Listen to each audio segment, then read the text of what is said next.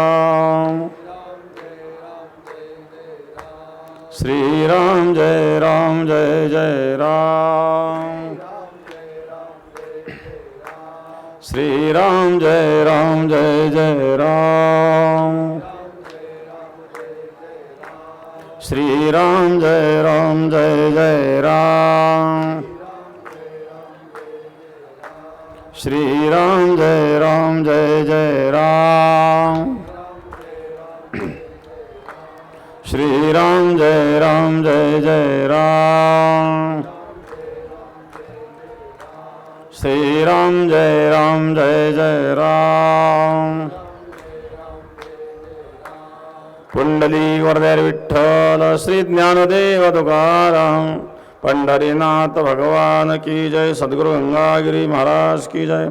सद्गुरु नारायणगिरी महाराज की जय। मौली ज्ञानेश्वर महाराज की जय। जगद्गुरु तुकाराम महाराज की जय। एतु सर्वाणि कर्माणि मयि सन्न्यस्य मत्पराः अनन्येनैव योगेन मां ध्यायन्त उपासते।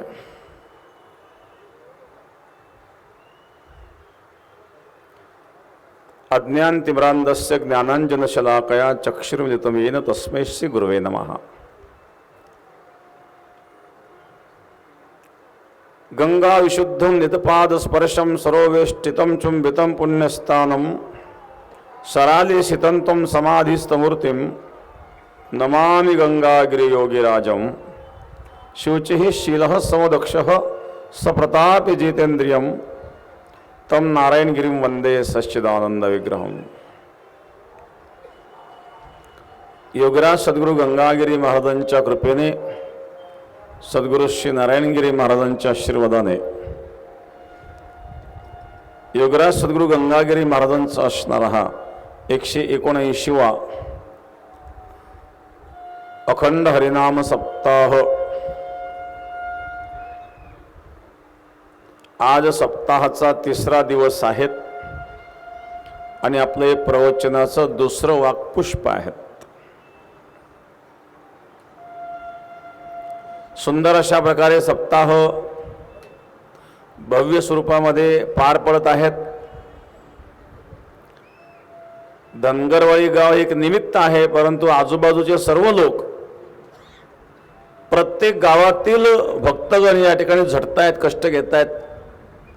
आमच्या माता भगिनींना खूप धन्यवाद द्यावे लागतील, कारण एवढ्या लोकांच्या भाकरीचा प्रसाद एवढ्या लोकांना पुरवायचा आणि त्या भाकरी थापायच्या,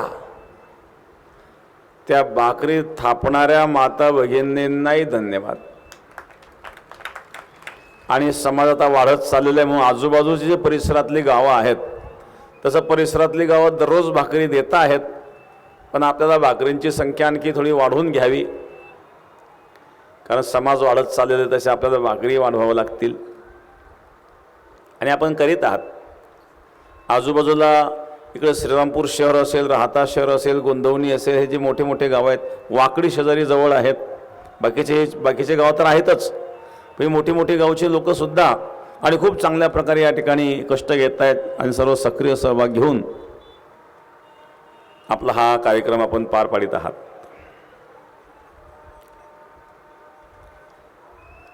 एतो सर्वाणि कर्माणि मयि सन्न्यस्य मत्पराः अनन्येनैव योगेन मां ध्यायन्त उपासते। भगवान कोणाचा उद्धार करतात? काल सांगितलं की हा 12व्या अध्यायातला 6वा श्लोक आहे आणि 12व्या अध्यायामध्ये सुरुवातीला अर्जुनाने भगवंताला प्रश्न विचारला की सगुण उपासक आणि निर्गुण उपासक दोघांपैकी कोणते उपासना उत्तम आहेत?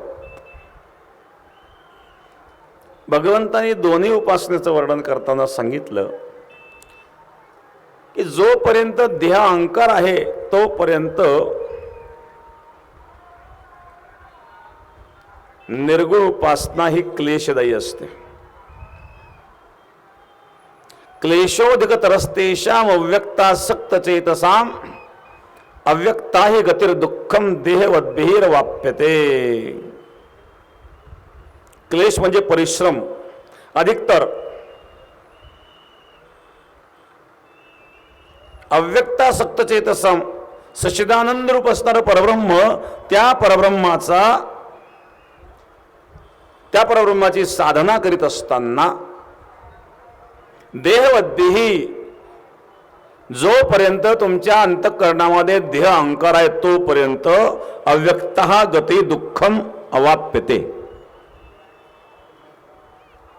अव्यक्त असणाऱ्या त्या परमात्म्याची गती, त्या परमात्म्याच्या स्वरूपामध्ये दुःखपूर्वक गती होते. उपासना दोन्ही प्रकारच्या जरी असल्या तरी आपण या जगतामध्ये वावरतो आणि जगतामध्ये व्यवहारामध्ये वावरत असताना आपला व्यवहार सत्य वाचतो, जगत सत्य वाचतं. आणि ज्याला जगत आणि व्यवहार सत्य वाचतो त्याला निर्गुण उपासना एक क्लेशदायी असते. मग त्याच्याकरता सांगितलं, ए तू सर्वाणी कर्माणी मयी संन्यस्य मत्पराहा. जे तू कर्म करतो ना ते संपूर्ण कर्म मला अर्पण कर, माझ्यात पारायण हो. मत्पराहा अनन्ये नैव योगेन माम ध्यायंत उपासते. अनन्य भावाने तू माझं ध्यान कर. अनन्य भाव, या ठिकाणी अनन्य भाव सांगितला. अनन्य भावाने भगवंताचं ध्यान करावं. मग अनन्य भाव हा घडतो का? अनन्य भावाने भक्ती करणं हेही एवढं सोपं नाही आहे. कारण या संसारामध्ये प्रत्येक मनुष्य काही ना काही उद्देशाने कार्य करीत राहतो. पण जीवनामध्ये ज्या वेळेला अनुकूल प्रतिकूल प्रसंग येतात आणि त्या प्रसंगातून सुखदुःखादी प्रसंग जीवनामध्ये येतात, दुःखासारखे प्रसंग भोगण्याचा प्रसंग येतो, अशा वेळेला हळूहळू माणसाला वैराग्य निर्माण व्हायला लागतं. कीर्तन प्रवचन म्हटलं की 50च्या पुढचे लोक जास्त दिसतात. याला कारण काय? याला एकच कारण आहे की संसारामध्ये होरपळून चटके बसून हळूहळू गोडी लागायला लागते, सावधानता येते. तोपर्यंत 50 उलटून जाते अनुभव घेता घेता, त्याला गोडी लागायला लागते. म्हणजे काय झालं, जीवनामध्ये बऱ्याच काही घटना घडल्या, बरे वाईट अनुभव संसारातले आले आणि मग त्याला वाटतं नाही आपण परमार्थ केला पाहिजे. मग भगवत प्राप्तीचे अनेक मार्ग आहेत. योग मार्ग आहेत, ज्ञान मार्ग आहेत, जप तप अनुष्ठान आदी मार्ग आहेत. तीर्थयात्रा करतात लोक. जप तप अनुष्ठान व्यर्थ का सया करणे, तीर्थव्रत यमदेव नलगे दैवता धरणे, आसन मुद्रा ज्ञान ध्यान नलगे वाराणसी मरणे, केशव माधव अच्युत वदता होय पातक हरणे. जप तप अनुष्ठान जे आहेत ना, काय अनुष्ठानामध्ये, या अनुष्ठानामध्ये काही वासना आहेत महाराज. त्रिविध वासना तत्वानुसंधान ग्रंथामध्ये त्रिविध वासना सांगितल्या.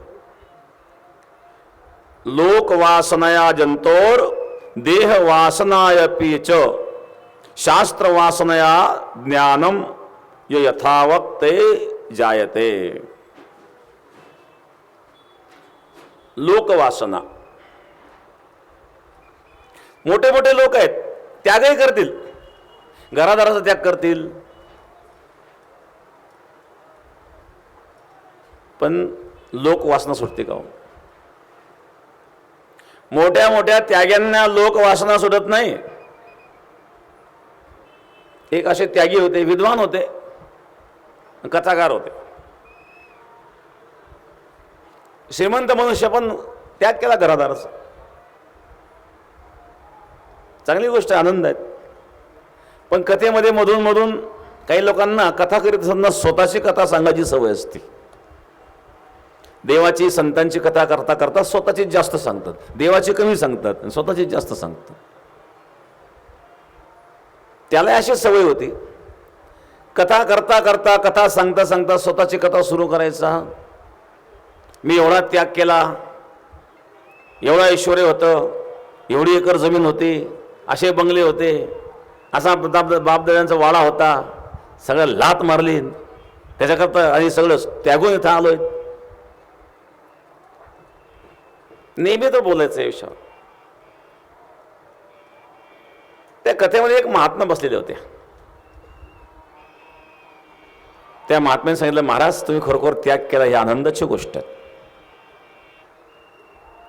पण माझं मत असं आहे की तुम्ही असा त्याग करा, संसाराला अशी लात मारा की मी त्याग केला आहे याचं सुद्धा स्मरण राहणार नाही, एवढा त्याग करा.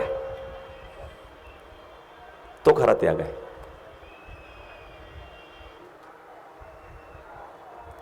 घर बांधिले डोंगरी विषया हिंडे दारोदारी, काय केला योग धर्म नाही अंतर्निष्का. मुक्ताबाई वर्णन करतात. डोंगरात घर बांधलं म्हणून त्याग होतो का हो? कदाचित संसाराचा त्याग केलेला लोकांना दिसत असेल. त्याग असणं वेगळं आणि त्याग दाखवणं वेगळं. संसारामध्ये त्याग दाखवणारे फार लोक आहेत. जसे लोक दिसतात तसे असतात असं नाही बरं का. एकदा एक महात्मा खूप भजन करायचे, खूप नामस्मरण करायचे. राम नामाचा 1,00,000 जप दररोज करायचे. ते राम भक्त होते. 24 तासामध्ये 1,00,000 राम नामाचा जप करायचे. एक भक्त भेटला, म्हणले महाराज खरोखर तुमचे हे साधना पाहून मी फार प्रभावित झालो. तुमच्यासारखे महात्मे फार थोडे पाहायला मिळतात. त्याने सांगितलं, अरे बाबा मला जप करताना पाहिल्यानंतर तू प्रभावित झाला हे बरोबर आहे, पण कदाचित माझ्या मनात काय चालू हे जर तुला कळलं तर तू माझं दर्शन सुद्धा घेणार नाही. असं नसतंय जसं दाखवतात ना लोक.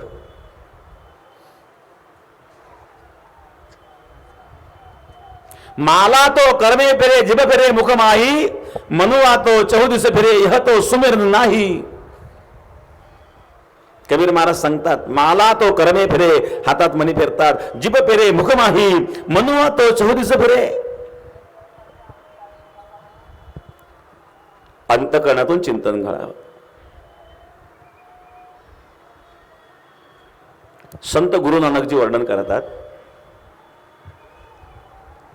सुमिरन करले मेरे मना, सुमिरन करले मेरे मना तेरी, बीती उमर हरि नाम बिना, सुमिरन करले मेरे मना तेरी, बीती उमर हरि नाम बिना.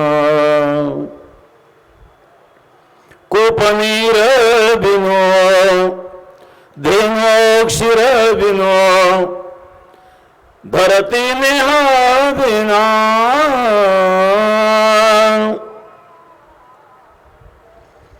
जैसे तरुवर फल बिना, तैसे ही प्राणी हरि नाम बिना.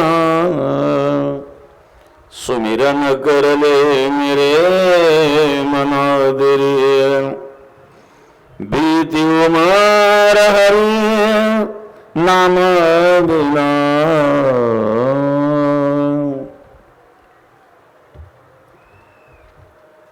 संत गुरु नानकांचं भजन आहे. कूप नीर बिनो धेनुक्षीर बिनो. विहीर आहेत, विहिरीला पाणी नाही आहे, त्या विहिरीला महत्व नाही.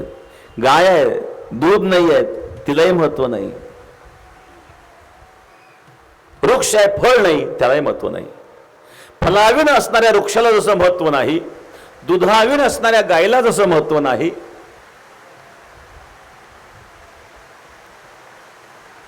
पाणी नसणाऱ्या विहिरीला जसं महत्व नाही, त्याप्रमाणे तैसेही प्राणी हरी नाम बिना.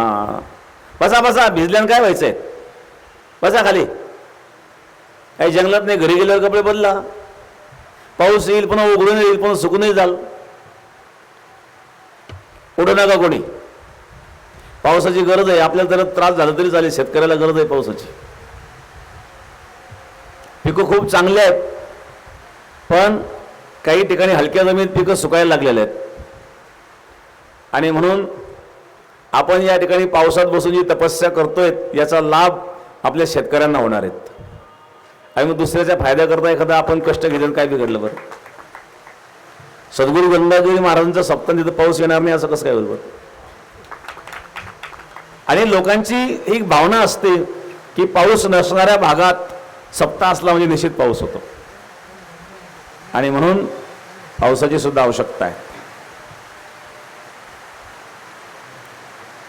वासना ज्या अंतःकरणामध्ये आहेत, वासनेचा अक्षय होणं एवढं सोपं नाही. वासनेचा संग होय अंतकाळी तरी तपोबळी जन्म घेते. मोठ्या मोठ्या तपस्व्यांना देखील या वासनेमुळे जन्म घ्यावा लागतो. मी सांगत होतो त्याग तुम्ही करू शकता, पण लोक वासनेचा त्याग करणं एवढं सोपं नाही. घराचा त्याग करता येईल, पैशाचा त्याग करता येईल, पण प्रतिष्ठेचा त्याग करणं एवढं सोपं नाही आहे महाराज. याला लोकवासना म्हणतात. विश्वामित्रासारख्याला प्रतिष्ठेचा त्याग करता आला नाही. काय तपस्या होती विश्वामित्राची? ज्ञानेश्वर महाराज सांगतात, एकाची साठी तपिन्नली एके सृष्टीवरी सृष्टी केली. प्रतिसृष्टी निर्माण करण्याचा प्रयत्न करणारा विश्वामित्र एके सृष्टीवरी सृष्टी केली. 60,000 वर्ष तपश्चर्या केली विश्वामित्राने. मला एका माणसाने प्रश्न विचारला, म्हणले महाराज काय पुराण, त्या पुराणातल्या कथा तुम्ही लोकांना सांगतात, माणसाचं आयुष्य किती हो? अल्प आयुष्य मानव देह शतगणिले ते अर्धरात्र खाय. 100 वर्ष आयुष्य माणसाचे त्यातले अर्धे झोपेत गेले. तुम्ही सांगता 60,000 वर्ष तपश्चर्या केली. हे तर्कवादीच्या बुद्धीला पटेल का? इथं 60,000 वर्ष तपश्चर्या कोणत्या काळातली आहे? ही कृतयुगातली आहेत. वेगवेगळ्या युगामध्ये वेगवेगळ्या प्रकारची आयुष्य मर्यादा आहेत. कृतयुगामध्ये 1,00,000 वर्ष आयुष्य होतं. त्या 1,00,000 वर्ष आयुष्यातील 60,000 वर्ष तपश्चर्या. त्रेतायुगामध्ये 10,000 आयुष्य होतं. द्वापार युगामध्ये 1,000 आयुष्य होतं. आणि कलियुगामध्ये 100 वर्ष. एक एक शून्य कमी झाला प्रत्येक युगामध्ये. 60,000 वर्ष तपश्चर्या करणारा विश्वामित्र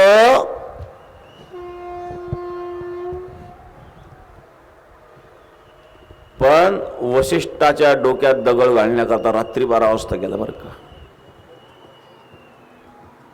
का? कारण वशिष्ठ मला ब्रह्मर्षी म्हणत नाही, म्हणून या वशिष्ठाला मी जिवंतच ठेवणार नाही. काय मिळू द्या तपस्येतून? म्हणून आमचे संत सांगतात, यज्ञ यागे स्वर्ग भोग येते, करिता तपे काम क्रोध खवळती, नित्यानित्य ज्ञान अभिमान वाढती, करिता तीर्थाटने अहंकाराची प्राप्ती हो, धन्य ही आनंदाची सापडली वेळ. यज्ञ आगे स्वर्ग भोग आले ती, करिता तपे काम क्रोध खवळती. मोठे मोठे तपस्वी बघा, नाही कामावर विजय मिळवता, नाही क्रोधावर विजय मिळवता आला, नाही लोकैष्णावर विजय मिळवता आला. 60,000 वर्ष तपस्या केली, पण वशिष्ठ मला ब्रह्मर्षी म्हणत नाही म्हणून मी या वशिष्ठाला जिवंतच ठेवणार नाही. रात्री झोपेतच मारतो म्हणले. रात्री 12 वाजता डोक्यावर दगड घेऊन विश्वामित्र निघाला. पौर्णिमेची रात्र होती. वशिष्ठांची पत्नी अरुंधती वशिष्ठ ऋषींची सेवा करीत होती. अरुंधती वशिष्ठ ऋषींची चरण सेवा करीत असताना माता अरुंधती म्हणतायत, अहो बाहेर बघा ना, किती सुंदर स्वच्छ चांदणं पडलेलं आहे. पौर्णिमेची रात्र आहे. चंद्राचा शीतल प्रकाश, निरभ्र आकाश आणि स्वच्छ अशा प्रकारचं चांदणं पडलेलं. अशा प्रकारे अरुंधती बोलत असताना वशिष्ठांच्या मुखातून एक शब्द निघाला, खरोखर माझ्या विश्वामित्राच्या तपस्येसारखं निर्मळ हे चांदणं आहेत.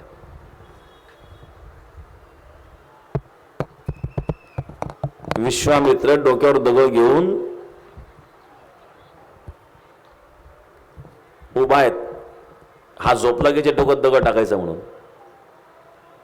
आणि वशिष्ठ म्हणतायत, माझ्या विश्वामित्राच्या तपस्येसारखं निर्मळ चांदणं आहेत. हे शब्द ऐकल्याबरोबर विश्वामित्राच्या डोक्यावरचा दगड गळून पडला. महाराज बघा, महात्म्याच्या शब्दामध्ये शक्ती आहे.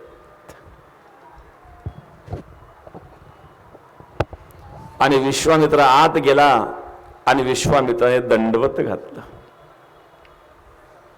तनु मनु जीवे चरणासी लागावे, अगरवता करावे दास्य सकळ. तनु मनु जीवे चरणासी लागावे. विश्वामित्राने वशिष्ठांना दंडवत घातलं आणि वशिष्ठांच्या मुखातून शब्द निघाला, ब्रह्मर्षी, आता तू ब्रह्मर्षी झालास. नम्र झाला भूता तेने कोंडिले अनंता.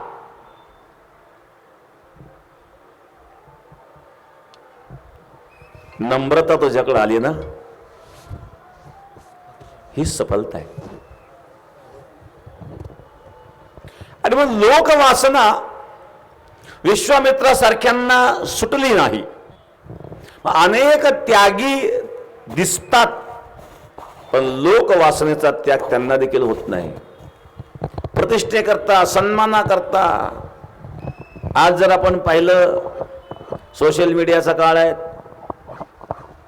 जंगलामध्ये कुटीत राहणारे महात्मे हिमालयासारख्या जंगलात राहतात आणि युट्यूब चॅनल तिथून जंगलातून चालवतात. ठीक आहे, कथा प्रवचनाच्या दृष्टिकोनातून लोकांना लाभ होतो, आनंदाची गोष्ट आहे. परंतु शेवटी एकांतामध्ये लोकांताचा त्याग करून गेल्यानंतरही लोकेशना चुकली नाही, सुटली नाही.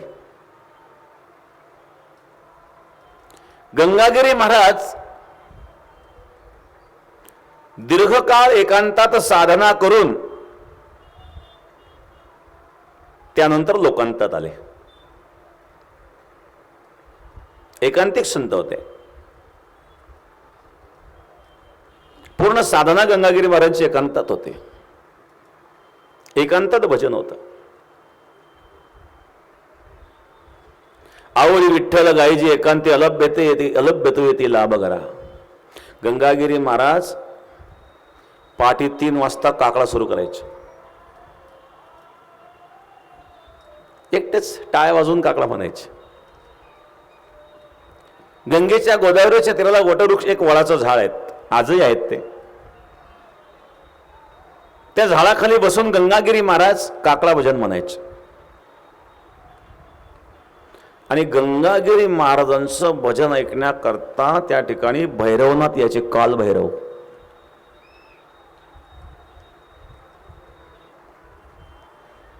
आपल्या बेटामध्ये जे वडाचं झाड आहेत ना, तिथे एक छोटंसं मंदिर आहे काल भैरवाचं, आजही आहेत.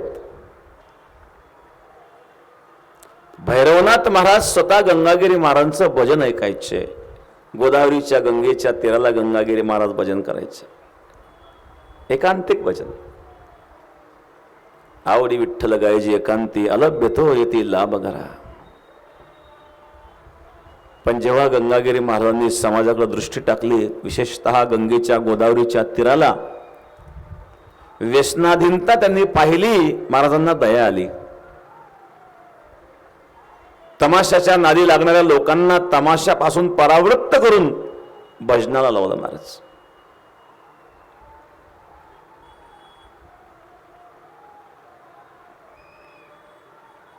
एक माधवनाथ महाराज होते त्या काळातले.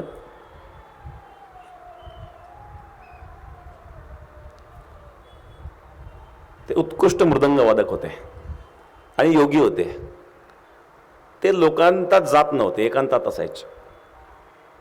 लासूर स्टेशनला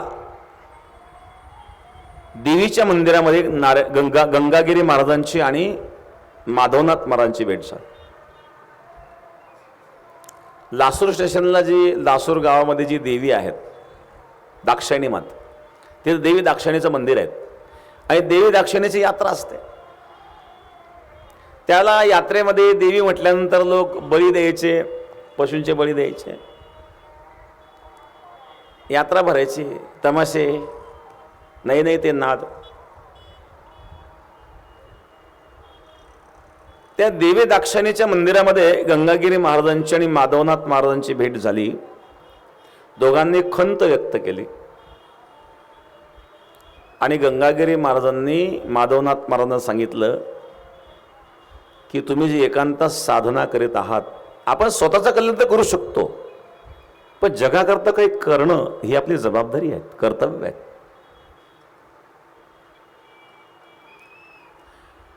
आणि त्या दोघांनी देवी दाक्षायणीच्या मंदिरामध्ये भजन सुरू केलं. गंगागिरी महाराज उत्कृष्ट गायन करायचे. गंगागिरी महाराजांचा आवाज फार मधुर होता.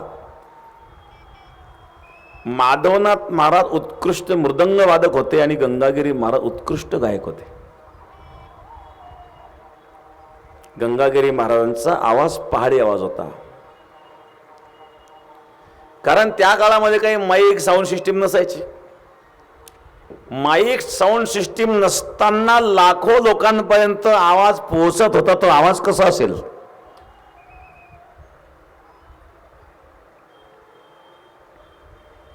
गंगागिरी महाराजांनी भजन सुरू केलं. दाक्षायणी मातेच्या मंदिरामध्ये मृदंग वाजायला होते माधवनाथ महाराज, आणि भजन चालू झाल्यानंतर तिकडं तमाशे चालू आहे, इकडं भजन चालू आहेत. महाराजांचा आवाज ऐकल्याबरोबर लोक तमाशातून उठून भजनात येऊन बसले. महाराज ही वाणीमध्ये ताकद होती. आजच्या काळात काही कीर्तनकारांनी कीर्तनाचा तमाशा केलाय, पण गंगागिरी महाराजांनी तमाशातल्या लोकांना कीर्तनाकडे वळवलं. हा प्रवाह गंगागिरी महाराजांच्या वाणीतली ताकद होती. महाराज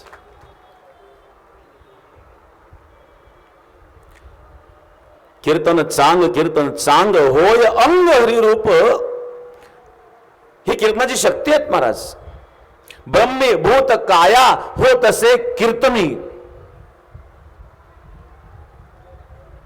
ब्रह्मस्वरूप बनवण्याची शक्ती या कीर्तनामध्ये आहेत, भजनामध्ये आहेत. महाराज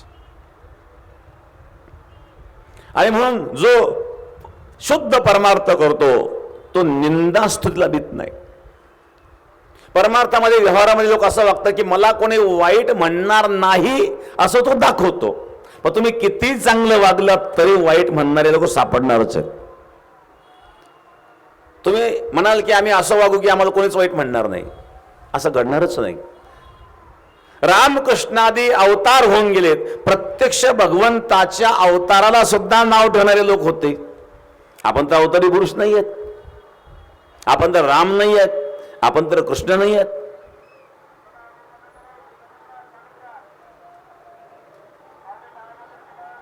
आणि म्हणून लोकवासनेचा त्याग व्हावा.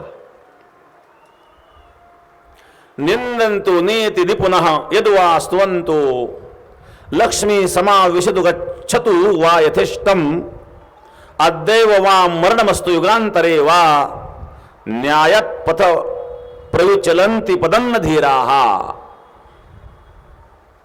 भर्तृहरी शतकातला श्लोक आहे. नीतिशास्त्रामध्ये निपुण असणारे लोक देखील जरी निंदा करतील, निंदंतो नीती निपुण यद्वास्तुवंतु, कोणी निंदा करेल किंवा स्तुती करेल, लक्ष्मी समाविशतु गच्छतु वा यथेष्टम, लक्ष्मी येईल किंवा निघून जाईल. अद्दैव मरणमस्तु युगांतरे वा, आता मरण येईल किंवा युगांतराने मरण येईल, तरी न्यायात पथ प्रविचलंती पदन्न धीरा, जो धीर पुरुष आहे तो न्यायाचा मार्ग कधीच सोडित नाही, त्याला धीर पुरुष म्हणतात. लक्ष्मी येईल जाईल, कोण निंदा करेल स्तुती करेल, आज मरण येईल कालांतराने येईल, पण न्यायाचा मार्ग सत्याचा मार्ग सोडायचा नसतो. त्याकरता लोकेशनेचा त्याग फार महत्वाचा आहे. लोकेशनेचा त्याग मी सांगितलं, मोठ्या मोठ्या विद्वानांना, मोठ्या मोठ्या महात्म्यांना, मोठ्या मोठ्या तपस्व्यांना सुद्धा लोकेशनाचा त्याग करता आला नाही. ही लोकवासना आहेत.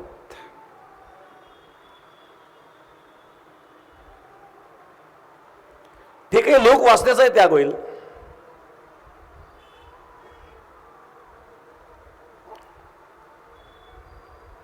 एक शास्त्र वाचन आहेत. वेद पठन करणं ही सुद्धा एक वासनाच आहे. काही लोकांना वाचण्याचा नाद असतो, पण नुसतं वाचून काय करणार? वाचलं अर्थच कळलं नाही. एक मनुष्य म्हणला, महाराज आतापर्यंत मी 57 पारायण केली ज्ञानेश्वरीचे. मी विचारलं, आनंदाची गोष्ट आहे. ज्ञानेश्वरीमध्ये अध्याय किती हो? म्हणलं अध्याय मोजले नाही. का नाही मोजले? म्हणजे ज्ञानेश्वर महाराज ज्ञानेश्वरी ग्रंथात सांगतात अध्याय मोजू नये. मी म्हटलं अशी ओळी मला तर कधी काही वाचण्यात मिळाली नाही. तो म्हणला तुम्ही मनापासून ज्ञानेश्वरी वाचली नसेल. मी म्हटलं मग तू वाचली तर मला ओवी तर सांग. तुला ज्ञानेश्वरीच्या पहिल्या अध्यायातली पहिलीच ओवी, ओम न मोजी आद्या. काय अर्थ केला? न मोजी आद्या, अध्याय मोजू दे. आता त्याच्या बुद्धीला काय करावं? ज्ञानेश्वर महाराज वर्णन करतात, ओम नमोजी आद्या वेद प्रतिपाद्या जय जय सोम विद्या आत्मरूपा देवा तुची गणेशून सकलार्थमती प्रकाशू मने निवृत्ती दासू अवधारी जोजी. ओम नमोजी आद्या वेद प्रतिपाद्या, वेदाने प्रतिपादन केलेले आद्या म्हणजे गणेशाचं वंदन आहे. या ठिकाणी ज्ञानेश्वर महाराजांनी वैदिक गणेशाला वंदन केलेले आहे. गणेशाचे दोन प्रकारचे स्वरूप आपल्याला पाहायला मिळतात, पौराणिक गणेश आणि वैदिक गणेश. बरं का, एकदा एका माणसाने प्रश्न विचारला, म्हणले महाराज काय तुमच्या पोथ्यान काय पुराण? म्हणजे पार्वतीने मळापासून गणपती तयार केला. एखाद्या माणसाने महिनाभर जरी स्नान नाही केलं तर त्याच्या अंगाचा एवढा मळ निघेल का गणपती होण्यात का? पर ती पार्वती म्हणजे एखाद्या नांगर धरणाऱ्या शेतकऱ्याची बायको होती का? हिमालयामध्ये कैलास पर्वत, तिथं बर्फ, तिथं मातीचा स्पर्श नाही, एवढा मळ पार्वतीला निघला कसा? आता तर्क करणारे काय तर्क? एक म्हणलं महाराज रावणाला 10 तोंड होते, तू झोपत कसा असेल? त्याचं करवट बदलायची असेल तर एखाद्या विचारलं का महाराज धृतराष्ट्र 100 मुलं झाली, प्रत्येक वर्षी एक मुलगा जरी आपण गृहीत धरला तरी 100 मुलं व्हायला 100 वर्ष लागतील. पहिला मुलगा 100 वर्षाचा होईल, तेव्हा शेवटचा मुलगा 1 वर्षाचा असेल, तेव्हा आईबापाचं वय काय असेल? काय पोथ्यान, काय पुराण, काय बाबा लोक सांगतात. तुम्ही येऊन बसले ऐकायला कामधंदे सोडून.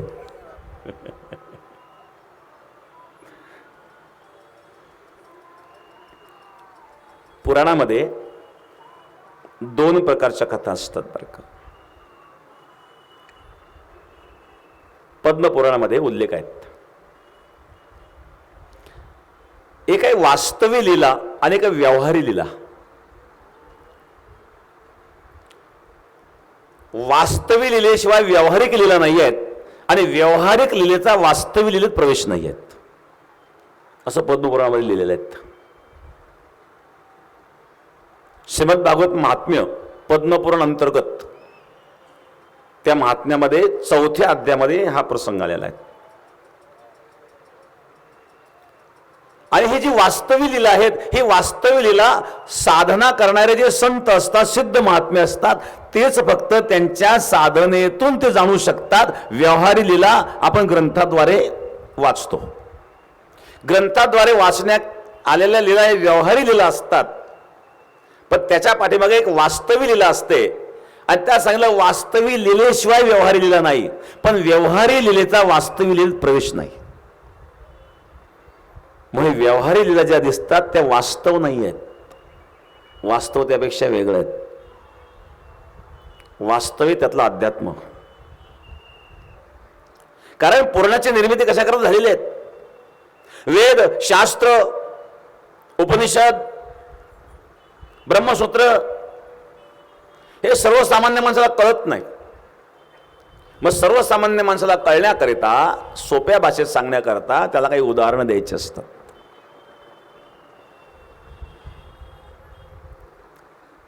मुलगा आजारी पडला. पूर्वीच्या काळामध्ये गोळ्या इंजेक्शन नसायचे, काढे द्यायचे. काढे, तो काढा कडू असायचा. ताप आल्यानंतर गुळवेल, कडुलिंबाची साल हे कडू आहेत, याचा काढा घ्यायचा. त्या काढ्याने ताप कमी व्हायचा. पण लहान मुलं ते काढा घेत नसायचा ना. मग आई काय म्हणायची, हे बघ तू जर हा एवढा काढा घेतला ना, तुला एक चॉकलेट दे. मग चॉकलेटच्या अपेक्षेने तो मुलगा काढा घेतो. अध्यात्म ज्ञान हे एक काढा. ब्रह्मरस घेई काढा, तेने पिढा वारेल. या संसारामध्ये जन्म मरणाची जी पिढा आहेत, आतापर्यंत अनेक जन्मापासून दुःख भोगीत आलेले आहेत. दुरोमी आलो मेघा, दुःख झाले दारुण, या वया येतवरी होते हीची कारण. दुरून आलो म्हणजे कुठून आलो? दुरून आलो म्हणजे अनंत जन्म भोगीत भोगीत आलो. अनंत जन्मापासून दुःख भोगीत भोगीत दुरोमी आलो मेघा, दुःख झाले दारुण. फार दुःख सहन करून आलोय.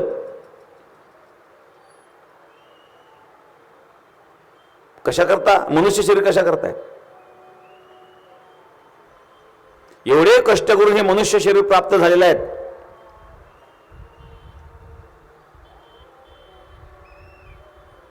आणि म्हणून अशा प्रकारे आज मनुष्य शरीर मिळाले, सफलता मिळाली आहे. यावया येतवरी होते याचे कारण. दुर्लभ भेटी तुम्हा पायी झाले दर्शन. तुमचं दर्शन झाले, दुर्लभ भेट झाली. हे भाग्य आहेत माझं. आणि हे भाग्य मिळवण्याकरता तर मी एवढा प्रवास करीत आलो. संतांचं दर्शन इतकं सहज होत नसतं. चंद्रामृत सुखे सेवेल, असता जाता रवी धरवेल, बाह्य हेळा सागर तरवेल, परी त्या साधूची भेटी न होईल का?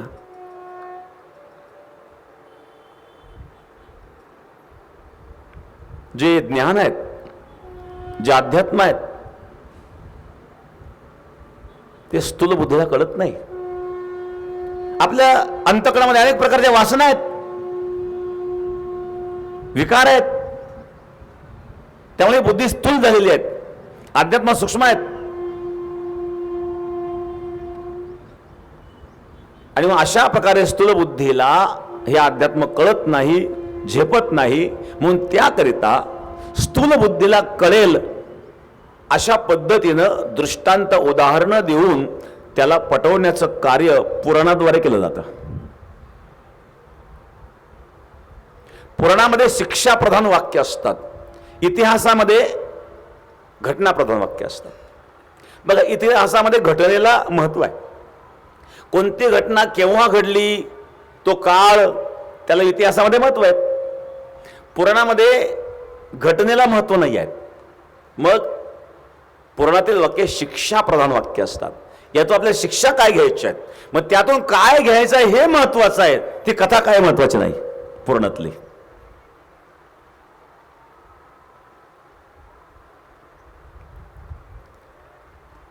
आणि म्हणून रावणाला 10 तोंड होते, तो कसा झोपेत असेल असा प्रश्न निर्माण करण्यापेक्षा एकाच तोंडाने 10 वेळेला बोलणारा हा रावणच आहे.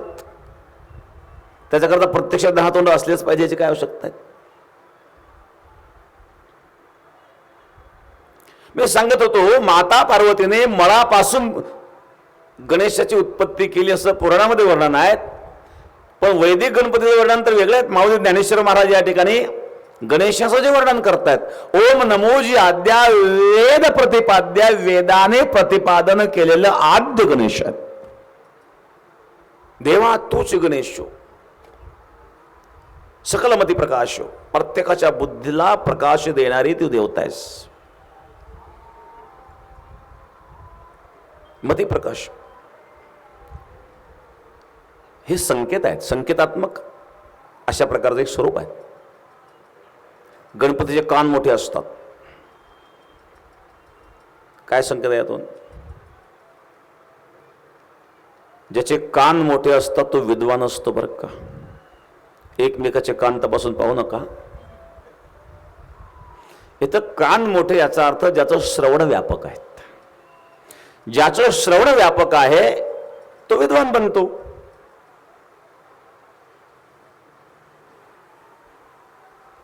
माणसाने मोठ्या कानाचं असावं, हलक्या कानाचं असू नये. लोक म्हणतात माणूस चांगला आहे हो, पण जरा हलक्या कानाचा आहे. गणपती बाप्पा सांगतात मी हलक्या कानाचं नाही, माझा कान बघा किती मोठा आहे. रामचरित मानसमध्ये वर्णन आहे, जिनके श्रवण समुद्र समाना.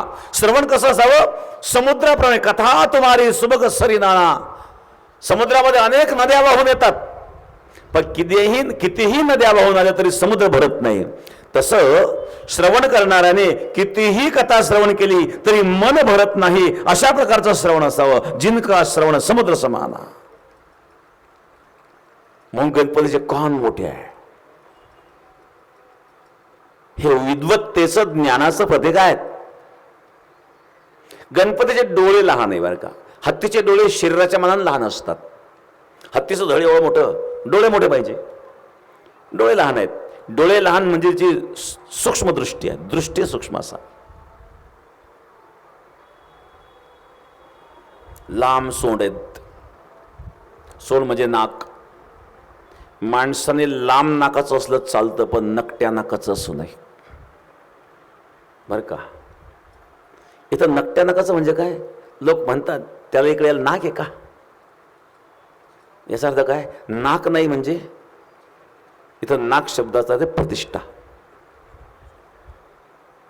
ज्याला नाक नाही याचा अर्थ त्यांनी प्रतिष्ठा गमावलेली आहे. नाक म्हणजे प्रतिष्ठा. मग गणपतीची प्रतिष्ठा किती आहे? लांब नाक आहे. सर्व धर्मामध्ये, सर्व संप्रदायामध्ये गणपतीची उपासना केली जाते. शैव असू द्या, वैष्णव असू द्या, शाक्त असू द्या, गणपतीची उपासना. लांब नाक म्हणजे प्रतिष्ठा, उंच प्रतिष्ठा आहे. 2 मोठे दात आहेत. खायचे दात वेगळे, दाखवायचे दात वेगळे बर का. काही लोकांचं घ्यायचं माप वेगळं, द्यायचं माप वेगळं असतं. खायचे दात वेगळे, दाखवायचे दात वेगळे असतात. गणपतीचे सुद्धा तसेच आहेत. जे खायचे दात आहेत ते आत आहेत, हे 2 दात आहेत दाखवायची. याचा अर्थ काय? गणेशाच्या स्तुतीमध्ये वर्णन आहेत, वक्रतुंड महाकाय कोटी सूर्य समप्रभ. वक्रतुंड महाकाय, ज्याचं मुख वक्र आहे. म्हणजे काय? ज्याची भाषा वक्र आहे. शास्त्राची भाषा वक्र असते. शास्त्र बोलतं वेगळं, अर्थ निघतो वेगळा. गणेश म्हणजे शास्त्र आहेत. गणेश बुद्धीचे देवता आहेत. वक्रतुंड भाषा वक्र आहेत, सरळ नाही आहेत. कारण अनाधिकारी जर ज्ञान झालं तर अनाधिकारी त्याचा दुरुपयोग करू शकतो. म्हणजे या ठिकाणी जे स्वरूप आपल्या समोर मांडले ते सांकेतिक आहेत. मग पुराणामध्ये ज्या कथा असतात या सांकेतिक कथा असतात, कथा घेऊन पडायचं नसतं. मग शास्त्र वाचणं, निव्वळ अभ्यास करणं, निव्वळ पाठांतर करीत राहणं, हे काय शास्त्र वाचना म्हणजे शास्त्र वाचित राहायचं. जसे पाठ वाचना काही पाठांतरच करीत राहतात. पाठांतर करणं वाईट नाही आहेत, पण नुसतं पाठांतर करून काय करणार. पाठ वाचना, शास्त्र वाचण्यामध्ये पाठ वाचना आहे, अर्थ वाचना आहेत. काही पाठ करतात, अर्थही समजून घेतात, पण शब्दाचा अर्थ जरी समजून घेतला तरी परमार्थ नाही कळत. काही अनुष्ठान करतात, हे अनुष्ठान झालं की ते झालं की हे, ते सुद्धा वासना आहे.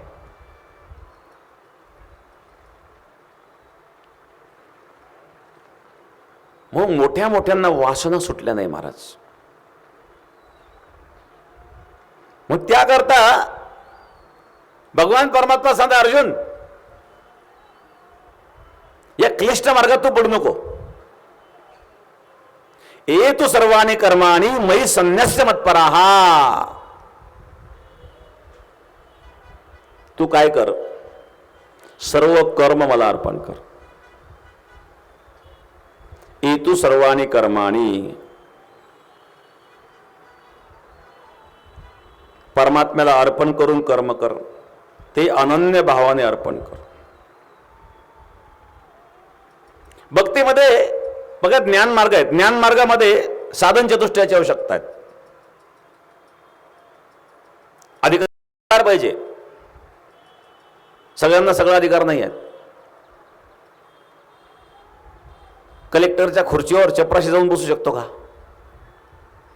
जर जाऊन बसला शिक्षा होईल, त्याला सजा होईल. प्रधानमंत्र्याच्या खुर्चीवर कोणाला बसता येईल का? तोही माणूस आहे. एकदा नेहरूंना एका माणसाने प्रश्न विचारला, तुमच्यात माझं फरक काय? तुम्ही सारखे मी सारखे, तुम्हाला 2 नाक, तुम्हाला 1 नाक 2 कान 1 मुख, मलाही तेच आहेत, मग तुम्ही मी सारखंच आहेत. लोक तुम्हाला इतकं मानतात, मला का मानित नाही? त्यानं उत्तर दिलं नेहरूजींनी, आपलं सगळं सारखं आहे म्हणले, फक्त एक फरक आहे, मला अक्कल आहे, तुला अक्कल नाही. हाच फरक महत्वाचा आहे.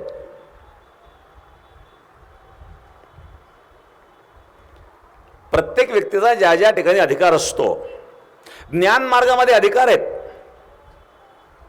परंतु भक्ती मार्गामध्ये ब्राह्मण, क्षत्रिय, शूद्र, चांडाळाही अधिकार, बाळे, नारी, नर आदी करून वेश्याही, ब्राह्मण असू द्या, क्षत्रिय असू द्या, शूद्र असू द्या, चांडाळ असू द्या, वेश्या असू द्या, तिला पण अधिकार आहेत. भगवान दत्तात्रेयने एका वेश्याला गुरु केलं होतं ना, पिंगला वेश्या. दत्त भगवान एका वेश्याला गुरु म्हणतात महाराज. कुठलीही व्यक्ती तुच्छ नसते. आचार्य चाणक्यांचं एक स्वप्न होतं, अखंड भारत. त्या काळामध्ये एक धनानंद नावाचा एक उन्मत्त राजा होता. त्या धनानंदला ठार मारून त्या जागेवर असा काही राजा बसला पाहिजे की तो सर्वांना घेऊन जाईल, असं अखंड भारताचं स्वप्न आचार्य चाणक्यांचं होतं. आणि त्या धनानंदशी लढण्याकरिता त्यांनी लहानपणापासून एक मुलगा तयार केला, त्याचं नाव होतं चंद्रगुप्त मौर्य. सर्वांगाने त्याला परिपूर्ण केलं. पण ज्या वेळेला एखादा शत्रू बलवान असतो, आपल्यामध्ये सामर्थ्य कमी आहेत, मग शत्रूला कमजोर कसं करायचं? चाणक्य नीती सांगतो तुम्हाला. आजही चाणक्य नीती लोक अवलंबतात.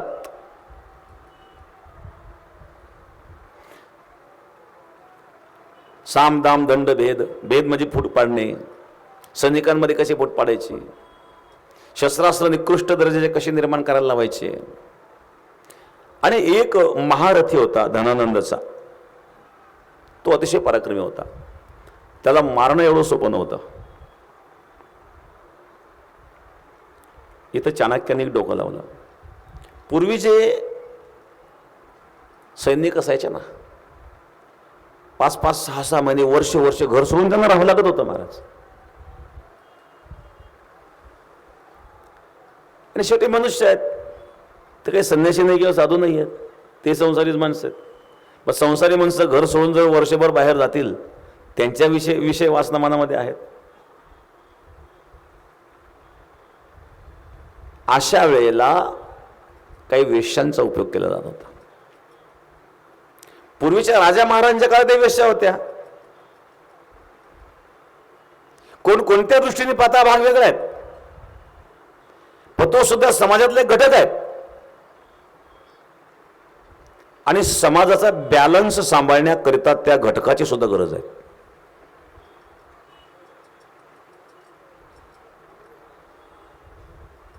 कारण तो वर्ग जर नसेल तर समाजाचा बॅलन्स बिघडू शकतो.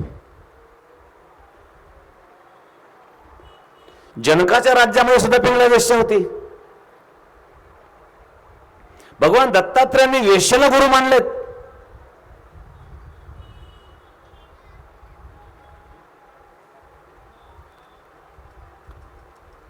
आचार्य चाणक्य अचानक एका वेश्येकडे गेलेत. त्या वेश्येला आश्चर्य वाटलं. आचार्य चाणक्य त्या काळामध्ये जगात सर्वात बुद्धिमान व्यक्ती म्हणून ज्यांचं नाव होतं ते आचार्य चाणक्य होते. त्या वेश्येजवळ जाऊन त्या वेश्येपुढे हात जोडले, सांगितलं आज मी तुझ्याकडे भीक मागायला आलोय. ती चकित झाली, म्हणजे आचार्य, माझ्यासारखी एक तुच्छ स्त्री, कधी काही सत्कार्य चांगलं कर्म माझ्याकडून घडलं नाही, मी तुमची काय मदत करू शकेल? तुम्ही आचार्य आहात. आचार्यांनी सांगितलं माझं एक स्वप्न आहे अखंड भारताचं, आणि त्याला अडथळा म्हणजे हा धनानंद आहे. धनामध्ये आणि आपल्या ऐश आरामध्ये उन्मत्त राहणारा, याला ठार केल्याशिवाय आपलं स्वप्न पूर्ण होऊ शकत नाहीत. या अभियानामध्ये तुला काम करायचं, मी काय करू शकते म्हणले. चाणक्यांनी सांगितलं अशा प्रकारे युद्ध करायचं आहे. पण युद्धात मी काय करणार आहे? तुला एक काम करायचं. जो धनानंदचा महारथी आहेत त्या महारथ्याच्या संपर्कात येऊन त्या दिवशी त्याला इतकी दारू पाजायची आहे की तो युद्धाला आलाच नाही पाहिजे. चाणक्यांनी सांगतो तुम्हाला, ती जबाबदारी वेश्येवर दिली. देशाचं संरक्षण करण्याकरता काय करावं लागत असतं चाणक्यांकडून शिकावं. त्या दिवशी त्या युद्धामध्ये तो महारथी येऊ शकला नाही आणि त्या युद्धामध्ये धनानंद हरला. एका मोठ्या चाणक्यांच्या मोठ्या अभियानामध्ये एक वेश्या सुद्धा मदत करू शकते महाराज.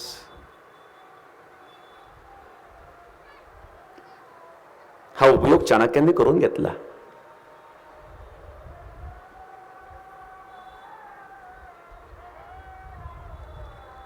तुळशीदास महाराजांशी प्रसंग येतो. तुळशीदास महाराज रामायण करायचे, तर रामायण ऐकण्याकरता अनेक लोक यायचे. तुळशीदास महाराजांच्या रामायणामध्ये एक विषय यायचे ऐकायला. वासंती नाव होते, वासंती. लांब बसायचे ते, रामायण ऐकायचे. लोक यायचे, लोक रामायण ऐकायचे, निघून जायचे. एक दिवस त्या वासंतीने आग्रह केला तुळशीदास महाराजांना की मला एक गीत गायचंय. बसलेल्या श्रोत्यांनी विरोध केला.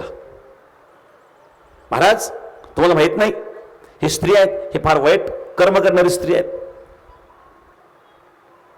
हिला जवळ केलं नाही पाहिजे.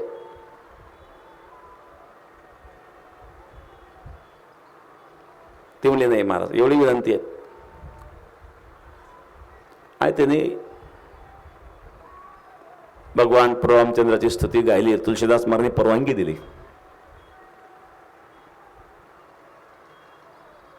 श्रीरामचंद्र कृपावलु भज मन हरण भय दारुणम. गीत सुंदर गायलं, कारण ती चांगली गायिका देखील होती. तुलसीदास महाराज म्हणले, तू किती सुंदर गातेस म्हणले. तुलसीदास महाराजने, बेटा तू किती सुंदर गातेस, बेटा तू किती सुंदर गातेस हा शब्द तुलसीदास महाराजांनी उच्चारल्यानंतर तिच्याही भावना अनावर झाल्या. म्हणजे आजपर्यंत मला आज फक्त वासनेच्या दोषाने पाहणारे लोक भेटले, पण कोणीतरी आज बाप भेटला.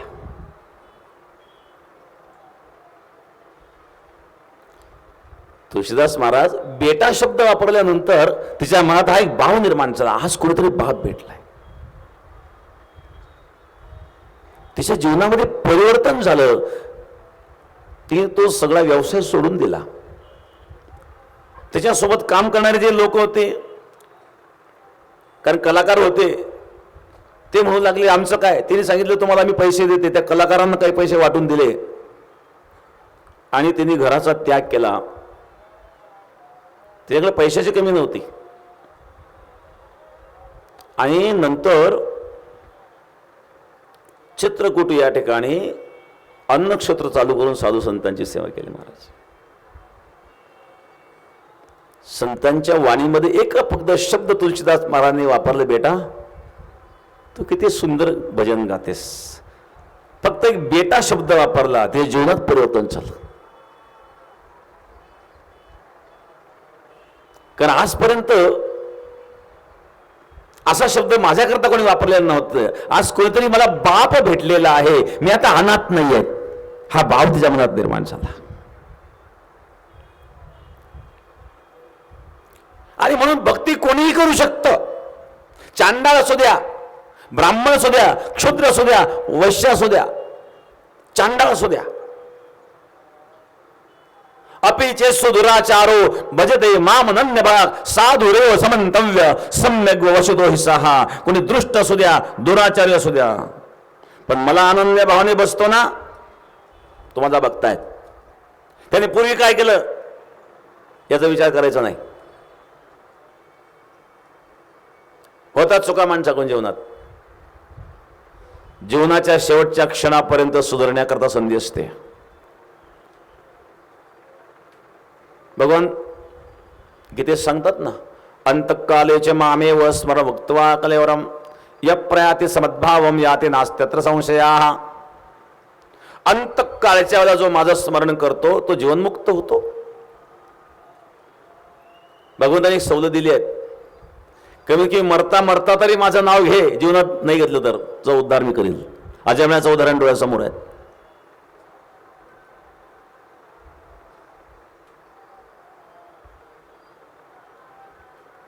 ज्ञानेश्वर महाराज वर्णन करतात, या लागी दुष्कृती जरी झाला तरी अनुताप तीर्थी न्हाला, न्हावोनी मज आतू आला सर्वस्वेसी.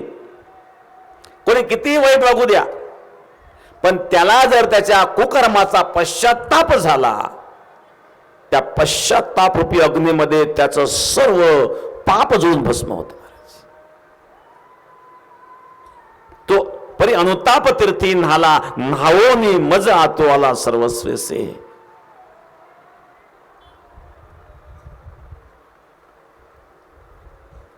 एखादा मनुष्य वाहून चाललाय, महापूर आहेत, महापुरामध्ये वाहून चाललायत, वाहत असताना जगण्याची आशा संपलेली आहे. पुरामध्ये चांगले चांगले पोहणारे सुद्धा हतबल होतात. काही बोहरे असतात, बोहऱ्यामध्ये जर मनुष्य अडकला, किती पोहणार असला बोहऱ्यातून बाहेर पडणं अवघड असतं. लाटा असतात.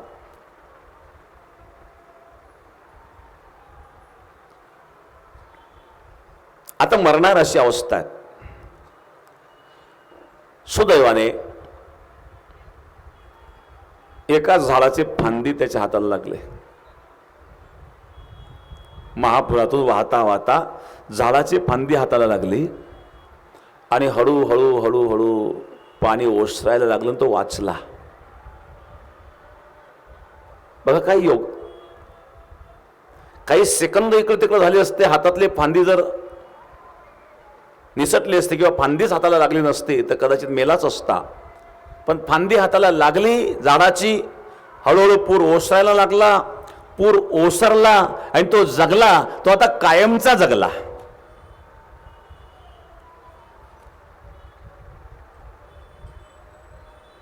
तसं जीवनामध्ये अनेक प्रकारचे कर्म आपल्याकडून घडत असतील. सत्कर्म घडतील, कुकर्म घडतील. कुकर्म घडलेला जरी एखादा मनुष्य असेल, पण तो सत्संग रूपी फांदी जर त्याच्या हाताला लागली, चुकून जरी तो गंगागिरी महाराज सप्ताहामध्ये आला, तिकडे किती वाईट वागू द्या, पण तो आला आणि सत्संग रूपी फांदी त्याच्या हाताला लागली आणि पूर ओसरायला लागला, तो कायमचा वाचला.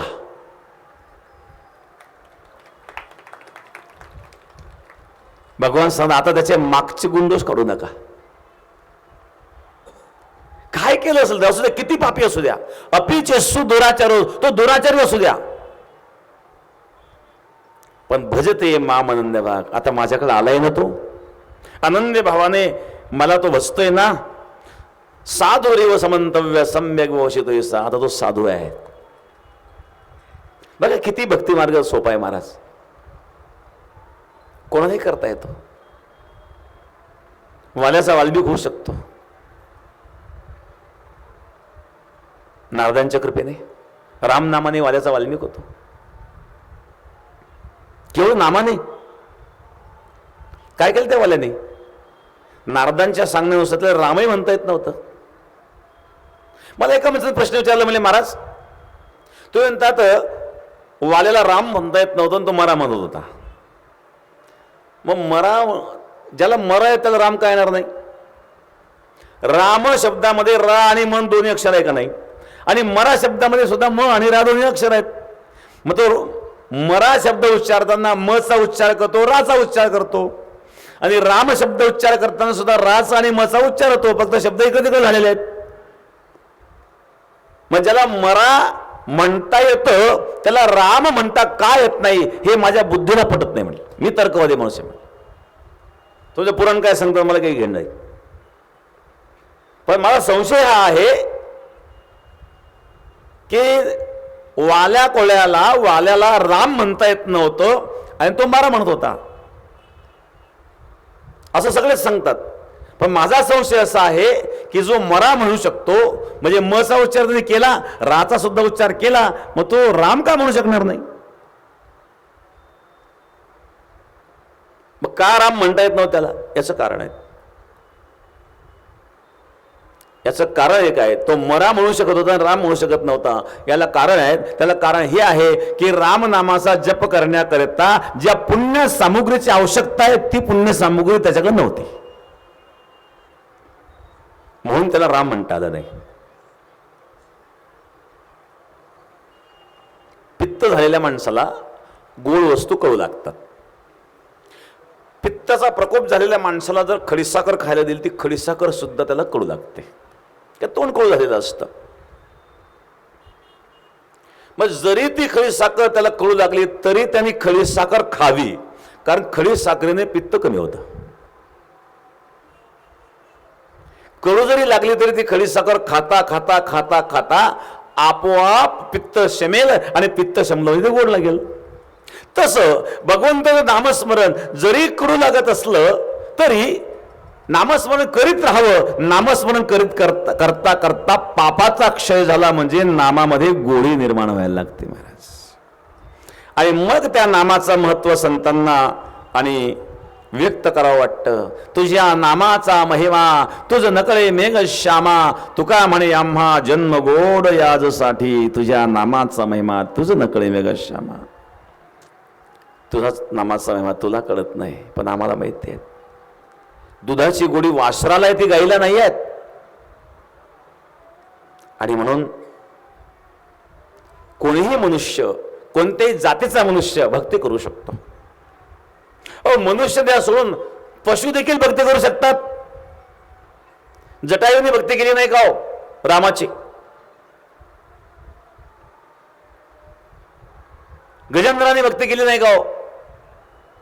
गजेंद्र हस्ती सहस्त्र वृषे जळा माझी नकरी पिळत असे. गजेंद्राचा पाय धरला नकराने. गजेंद्र पाणी पिण्याकरता आला होता. त्रिकुट पर्वत राहणारा गजेंद्र पर्वत सोडून खाली आला. पाणी पिण्याकरता पोहावं वाटलं. नकराने पाय धरला महाराज. गजेंद्राचा परिवार आला. सर्वांनी प्रयत्न केले पण उपयोग होत नव्हता. कारण गजेंद्र हा स्थलचर प्राणी आहेत. हत्ती हा स्थलचर प्राणी आहेत आणि मगर जलचर प्राणी आहेत. जलचर प्राण्याची जलामध्ये ताकद असते. आता मगर जर जमिनीवर आला ना, हत्ती मगराचं भरीत करून टाकेल. हत्ती पाण्यात गेलाय बघा. स्थान भ्रष्ट झाल्यानंतर काय घडतं? मनुष्य जेव्हा स्थान भ्रष्ट होतो तेव्हा कमजोर होतो. गजेंद्र पाण्यात गेल्यामुळं गजेंद्र स्थान भ्रष्ट झाला आणि मगर स्वस्थानावर असल्यामुळे बलवान आहेत. मगराने गजेंद्राचा पाय धरला. शक्तीने गजेंद्र मोठाच आहे मगरापेक्षा, परंतु पाण्यात गजेंद्राची ताकद नाही आहे. सर्व परिवाराने प्रयत्न केला पण उपयोग झाला नाही. शेवटी सोडून गेले महाराज. परिवार प्रयत्न करतो, या दवाखान्यात नाही त्या दवाखान्यात नाही. डॉक्टर म्हणतात घरी जाऊन सेवा करा. परिवार म्हणतो जाऊ द्या आता. पण नंतर कोणी पाहतही नाही. प्रत्येकाचे काम असतात जे तसे. हीच परिस्थिती आहे. गजेंद्राची तीच परिस्थिती झाली. पण त्यांनी आता कोणीच आपल्या बरोबर राहिलं नाही कळल्यानंतर भगवंताचा दावा केला महाराज.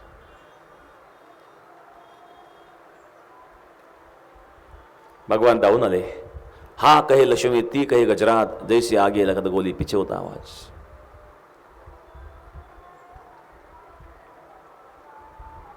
फक्त भगवंताला समर्पण व्हावं.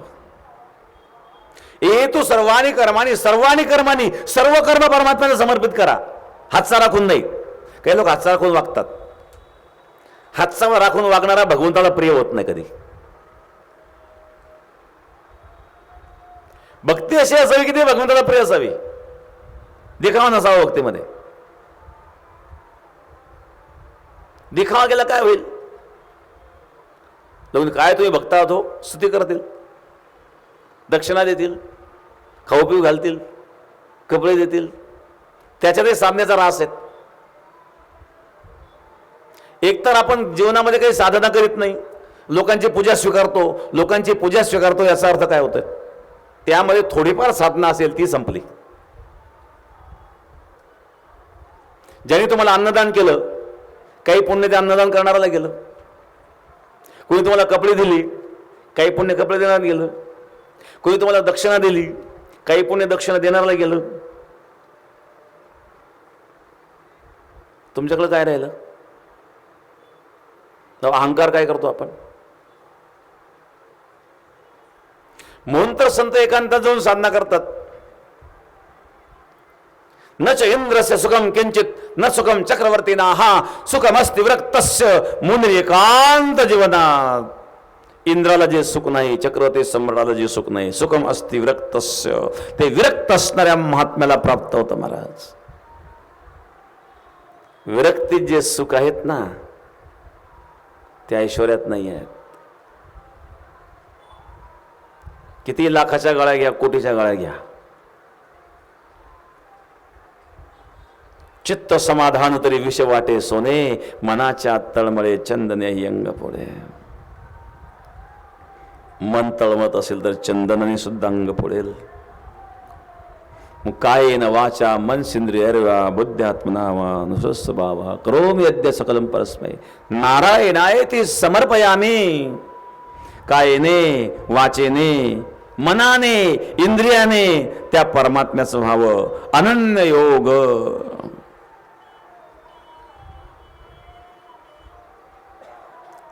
अशा प्रकारची अनन्य भक्ती जीवनामध्ये उपासना असावी. कबीर महाराज वर्णन करतात, लोभी की चित धन बैठे, कामिनी के चित काम, माता के चित पुत्र बैठे, तुका के चित राम. अशा प्रकारची अनन्यता भक्तीमध्ये असावी. गुणदोषरहित असावे. प्रेम हे गुणदोषरहित असतं. प्रेम कसं असावं? प्रेम शब्द अतिशय पवित्र आहेत, पण आजच्या काळामध्ये लोकांनी प्रेम शब्द हा पांचट करून टाकला. महाराज, प्रेम शब्द किती पवित्र आहेत. तुकोबाराय सांगता, प्रेम सुख देई, प्रेम सुख देई, प्रेमे वेळ नाही समाधान. प्रेमाशिवाय समाधान नाही महाराज. काल मी एक सूत्र सांगितलं नारद भक्ती सूत्रातलं, प्रेमाची 6 लक्षणं. गुणरहितम, कामनारहितम, प्रतीक्षणं वर्धमानम, अविच्छिन्नम, सूक्ष्मतरम, अनुभवरूपम. ही प्रेमाची 6 लक्षणं आहेत. गुणदोषाचा विचार प्रेमामध्ये नसतो. गुणदोषाचा विचार केल्यानंतर अवगुण दिसल्यावर ते प्रेम राहत नाही. एक मनुष्य होता,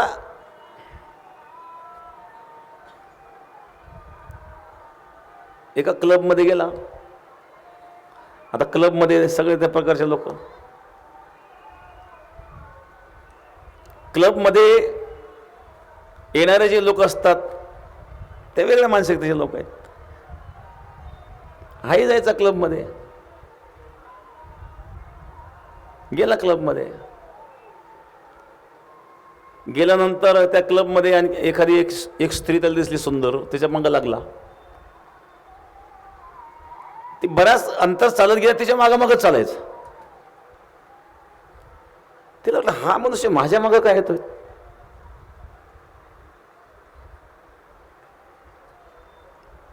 ते उभे विचारत, तू कोण आहे, तुझा माझा परिचय नाही, तू माझ्या मागं काय येतोय. हा म्हणलं, तू मला खूप आवडलीस. माझं काय आवडलं. हा, तुझे मऊ केस मला आवडले. ती टोप घातलेला होता, तो टोप काढलं तिच्या हातात.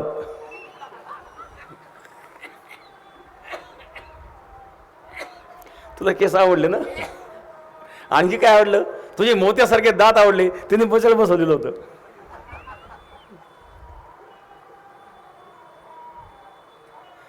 ते केस आणि दात काढून त्याच्या हातात दिली.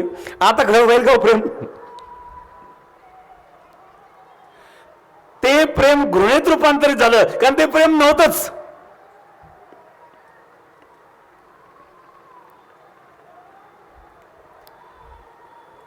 एखादी गोष्ट अनुकूल म्हणून जर तुम्ही त्याकडे प्रेम या दृष्टीने पाहू लागले, तर प्रतिकूलता आल्याच्या नंतर ते प्रेम राहणार नाही. प्रेम हे गुणरहित असतं महाराज. गुणरहितम, कामनारहितम. प्रेमामध्ये गुणदोषाचा विचार नसतो. प्रेमामध्ये फक्त त्याग आहेत. काय गोपींचं प्रेम होतं.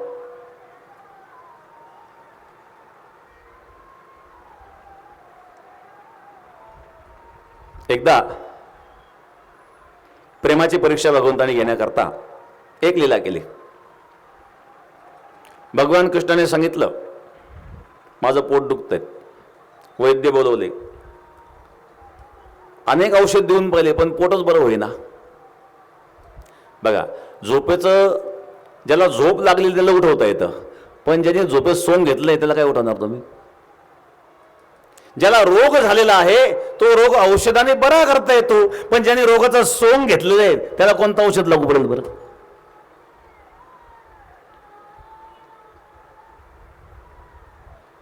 अलीकडच्या काळात रोग फार वाढले महाराज.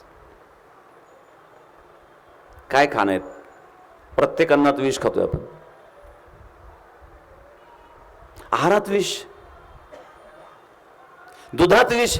दूध तरी कुठं शुद्ध आहे? तुकाराम मुंडेंचे उपकार मानावे लागतील.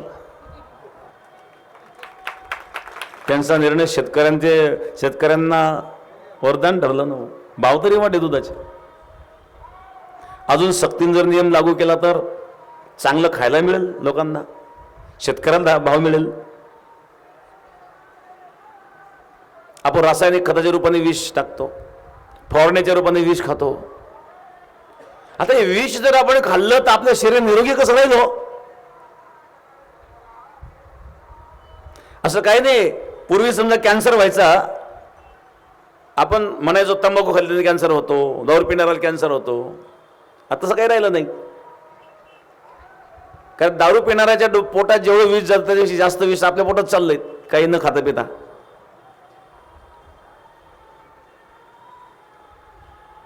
रोगमुक्त माणसाचं जीवन जगावं.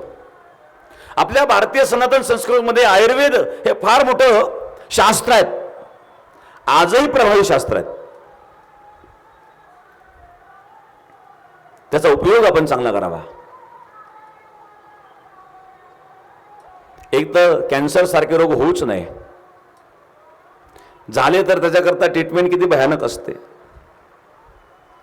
काही लोक केमो घेऊन येतात आपल्याकडं.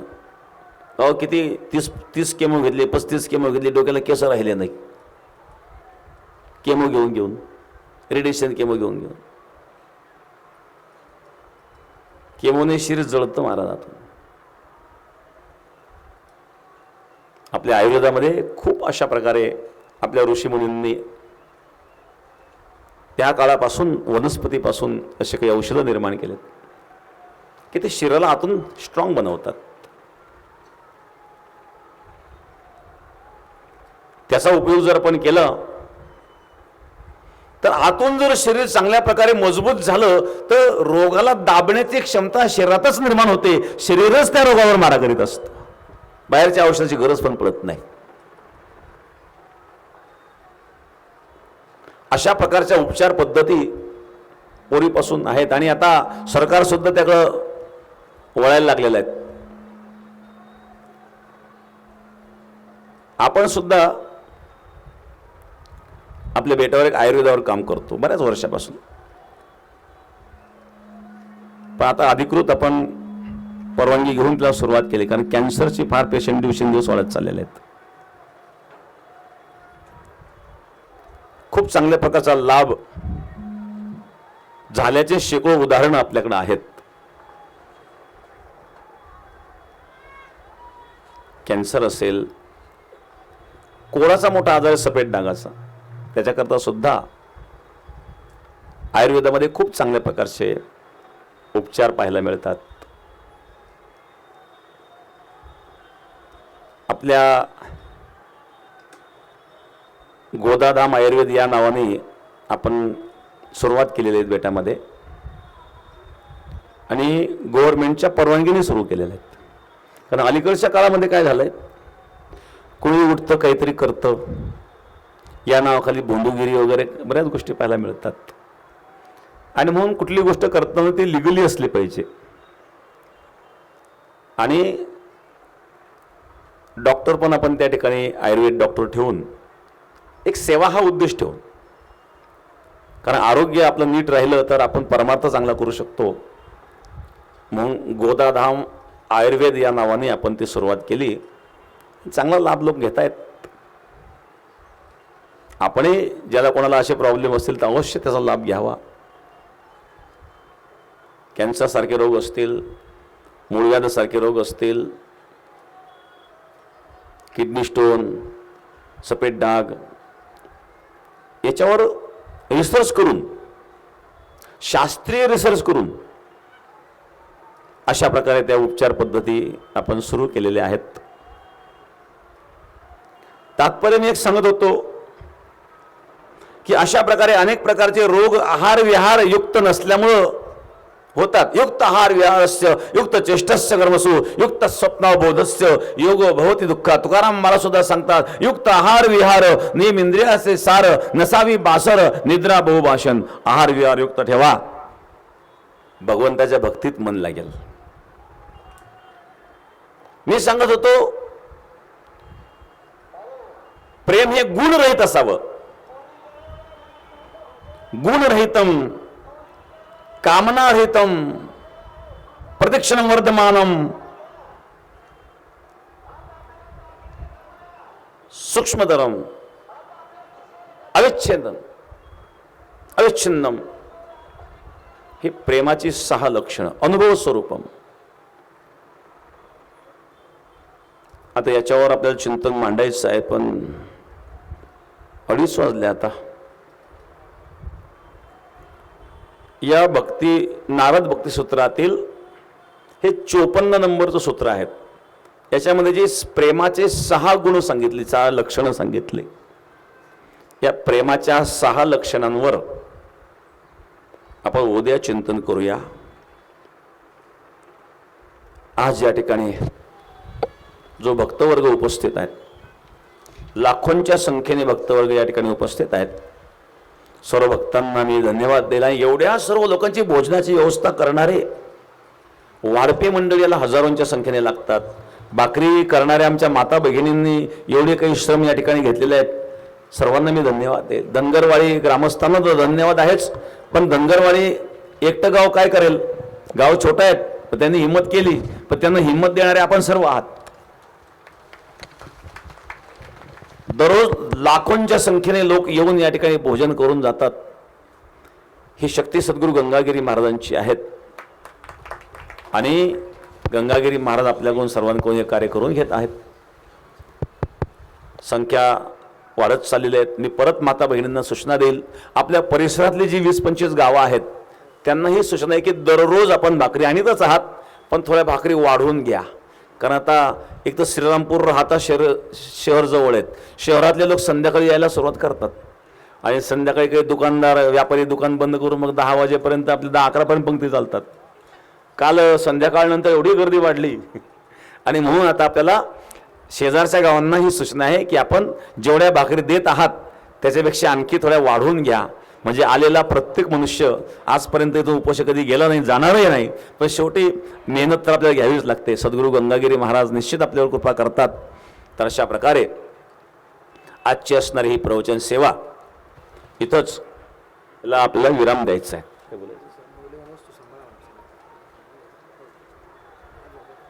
या ठिकाणी आपल्या सप्ताकडे येण्याकरता बस सेवा एसटी महामंडळ प्रवाशांच्या सेवेकरता अहिल्यानगर जिल्ह्यातील Shrirampur depot, Sangamner depot, Kopargaon depot, Shevgaon depot, Nevasa depot, Rahuri depot यांनी विशेष बस आपल्याला सोडलेल्या आहेत. छत्रपती संभाजीनगर जिल्ह्यातील गंगापूर डेपो, वैजापूर डेपो आणि नाशिक जिल्ह्यातील नांदगाव डेपो, येवला डेपो एवढ्या डेपोंच्या गाड्या या ठिकाणी सप्ताहकरता आणि एसटी महामंडळाने सोडलेल्या आहे. त्याचा आपण अवश्य लाभ घ्यावा. आणि आणखी महत्त्वाची एक सूचना तुम्हाला द्यायची आहे, ती म्हणजे गर्दी खूप झालेली आहे यामध्ये आणि दागदागिने चोरीला जातात. महिला माता भगिनी यांनी सावध राहा. आपले दागिने एकतर दागिने घालून येत जाऊ नका, आल्या तर मग सांभाळा. चोऱ्या होत आहेत. मोबाईल, पैसे, दागिने, गाड्या सुद्धा चोरीला जात आहेत आणि म्हणून गाडी शक्यतो पार्किंगला लावा, कारण पार्किंगची जबाबदारी असते. 10-20 रुपये जरी पार्किंगला गेले तरी मग ती गाडी सुरक्षित राहते. तर या ठिकाणी संत तुकाराम महाराज संस्थान श्री क्षेत्र देहू इथून जे विश्वस्त श्री दिलीपण्णा मोरे देहूकर आणि ज्ञानेश्वर महाराज नाणेकर, भगवान महाराज जाधव उपस्थित सर्व भक्तगण आणि आपले सर्व महाराज मंडळी सर्वांना मी या ठिकाणी धन्यवाद देतो. पुंडलिक वरद विठ्ठल श्री ज्ञानदेव तुकाराम पंढरीनाथ भगवान की जय. सद्गुरु गंगागिरी महाराज की जय. सद्गुरु नारायणगिरी महाराज की जय. भंडारा डोंगर ट्रस्टचे अध्यक्ष